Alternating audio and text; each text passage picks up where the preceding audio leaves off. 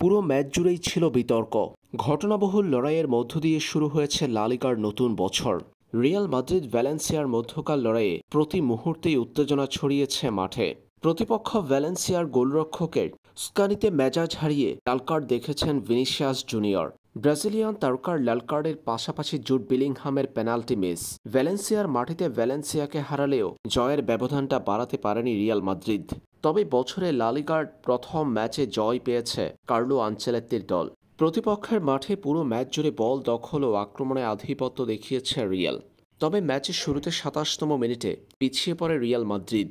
১-০ গোলে পিছিয়ে থেকে প্রথমার্ধের খেলা শেষ করে তারা। পরে দ্বিতীয়ার্ধে ৮৫তম মিনিটে রিয়ালকে কাঙ্ক্ষিত সফলতা এনে দিয়েছেন বদলি ফুটবলার হিসেবে মাঠে নামা দলটির ক্রোয়াট মিডফিল্ডার লুকা মডরিচ। এর আগে দ্বিতীয়ার্ধের খেলা শুরু হতে ১০ মিনিটের ব্যবধানে পেনাল্টি পেয়েছিল রিয়াল মাদ্রিদ।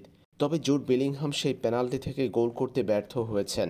বেলিংহামের পেনাল্টি মিসে সমতায় ফেরা হয়নি রিয়ালের। পরে ৬০তম মিনিটে বাতিল হয়েছে রিয়াল মাদ্রিদের গোল, তাতেও সমতায় ফেরা হয়নি তাদের। এরপর ৭৯তম মিনিটে রিয়াল মাদ্রিদ ১০ জনের দলে পরিণত হয় ভিনিসিয়াস জুনিয়রের লাল কার্ডে।